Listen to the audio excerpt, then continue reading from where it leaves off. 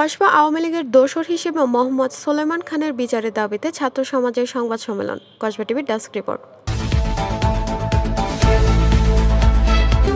Kasba TV, হৃদয়ে বাংলা। আমাদেরকে উচ্ছেদ করা হয়েছে, এই জায়গা দখল করেছে, আমরা আমাদের বিরুদ্ধে মামলা দেওয়া হয়েছে, আমরা অনেক এবং তৎকালীন জামাত বিএনপির লোকেরা দখল করেছিল, এর পরবর্তীতে আমি কিছু সুবিধাবাদী লোক ও এই জায়গা দখল করেছিল, ভাড়া দিয়েছিল। এগুলো আমি বলতে চাই না, আজকে দেখতে কণ্ঠে বলতে চাই এসব কাহিনী। আজকে আমার ভিতরে অনেক যন্ত্রণা আছে।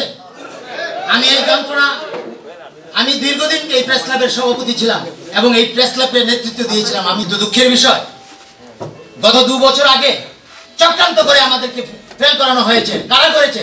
এই বিএনপি জামাতের লোকজন, এবং চক্রান্ত করে আমাদেরকে ফেল করানো হয়েছে। আপনার নেতৃত্বে প্রেস ক্লাব গড়িতে হবে, আপনি এই প্রেস ক্লাব ভবন করে দেবেন। আমার আর ব্যক্তিগত কোনো আর চাওয়া পাওয়া নাই আপনার কাছে। আমি শুধু চাই আপনার পাশে থেকে কাজে লাগান, এটাই হলো আমার বক্তব্য। আমি আর দীর্ঘায়িত করছি না। জয় বাংলা, জয় বঙ্গবন্ধু, জয় হোক বাংলার মেহনতি মানুষ। ব্রাহ্মণবাড়িয়ার কসবা উপজেলা আওয়ামী লীগের কমিটির অন্যতম সদস্য ও কসবা প্রেস ক্লাবের সভাপতি মোহাম্মদ সোলেমান খানের বিশৃঙ্খলার প্রতিবাদে ফেটে উঠেছে ছাত্র সমাজ। উল্লেখ্য যে আজ বৃহস্পতিবার দুপুরে কসবা উপজেলা পরিষদ সম্মেলন কক্ষে শহীদ ও মহান বিজয় দিবস উদযাপন উপলক্ষে প্রস্তুতি সভা অনুষ্ঠিত হয়। সভা আরম্ভ হওয়ার কিছুক্ষণ পূর্বে আওয়ামী লীগের নেতা সাংবাদিক সোলেমান খান বর্ষাকে কেন্দ্র করে কসবা তফাজ্জল আলী কলেজের অধ্যক্ষ AKM আজাদের সাথে অশুভ আচরণ করেন। বিশৃঙ্খলা সৃষ্টিকারীর প্রতি কসবা উপজেলা ছাত্র সমাজ, ছাত্র শিবির তীব্র প্রতিবাদ সহ নিন্দা জ্ঞাপন করেন এবং কসবা উপজেলা প্রশাসনিক কোনো সভায় উপস্থিত সহ একই সাথে আওয়ামী লীগের দোসর কসবা প্রেস ক্লাবের সভাপতি মোহাম্মদ সোলেমান খান পদে থাকার অধিকার নেই বলে দাবি করেন। এ সময় কসবা প্রেস ক্লাব ও কসবা উপজেলা প্রেস ক্লাবের সাংবাদিকরা উপস্থিত ছিলেন। এতে বক্তব্য রাখেন ছাত্র সমাজ ও ছাত্র শিবিরের পক্ষে ইমো রেজা সাহাব, আমিনুল ইসলাম, হাসান মাহমুদ, তানফির ইসলাম শাহিন, সাইফুল্লাহ আল আরিফ, হৃদয় ইসলাম সহ প্রমুখ। উল্লেখ্য যে সেই আওয়ামী লীগের কমিটির সদস্য এবং কসবা প্রেস ক্লাবের সভাপতি থেকে ক্ষমতার অপব্যবহার করে তৎসময়ে কসবা উপজেলা প্রেস ক্লাবের সভাপতি প্রবীণ সাংবাদিক হারুনুর রশিদ ডালেকে মিথ্যা ষড়যন্ত্রের মামলা দিয়ে জেল সহ প্রায় 15 থেকে 16 লাখ টাকা আর্থিকভাবে ক্ষতিগ্রস্ত করেছেন। আওয়ামী লীগ সরকারের আমলে অবৈধ আইনমন্ত্রী সহ তার দোসরকে সাথে নিয়ে বিভিন্নভাবে হয়রানি করার অভিযোগ রয়েছে।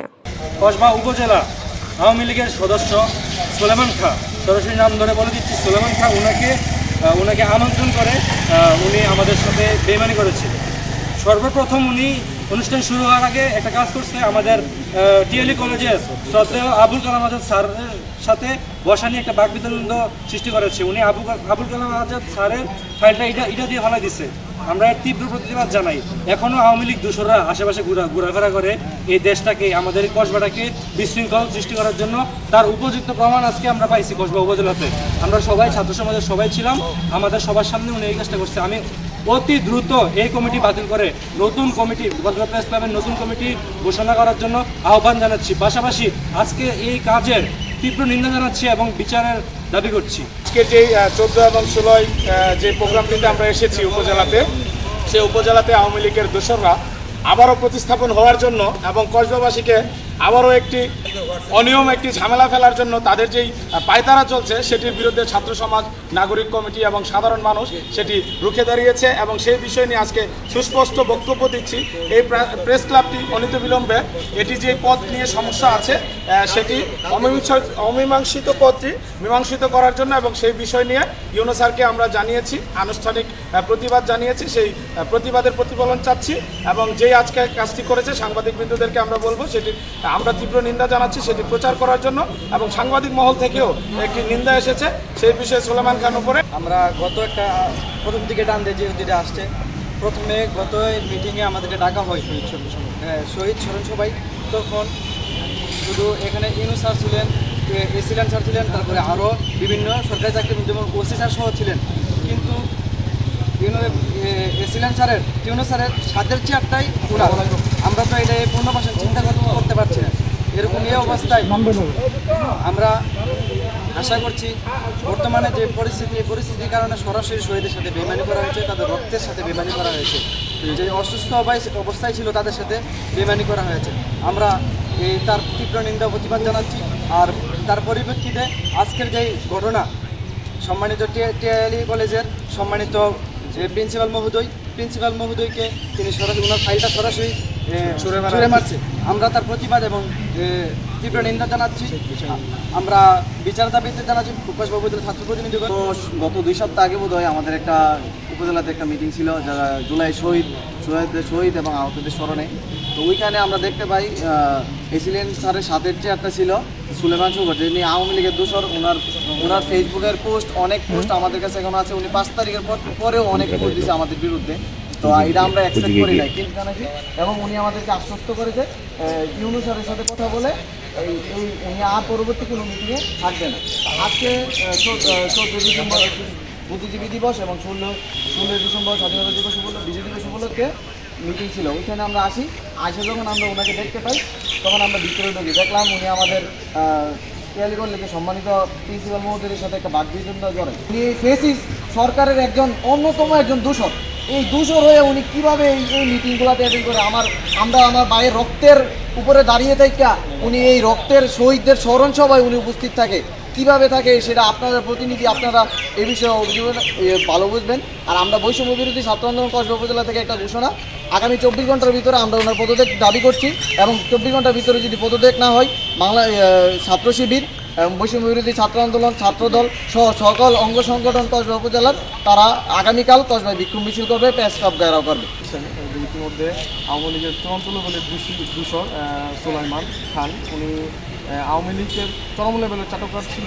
উনি চাটকার থাকা সত্ত্বেও উনি আজকে এবং গত প্রোগ্রামে আমাদের টিআইএলই কলেজের প্রিন্সিপাল স্যার ওনার ফাইলটা মেরে ফেলে দিয়েছে, এবং ওনার উশৃঙ্খল আচরণ এখন ওনার সাথে থেকে এখনো যায়নি। ওনারা ভাবছে যে আগের মতো করে ওনারা এই দেশে সঞ্চালন করবে, আসলে এটার কোনো সুযোগ নেই। আজকের উশৃঙ্খল আচরণ ওনাকে প্রমাণ করতে বাধ্য করেছে ছাত্রদেরকে। উনি প্রমাণ করেছে যে উনি উগ্রবাদীদের সাথে এখনও উনি সম্পৃক্ত।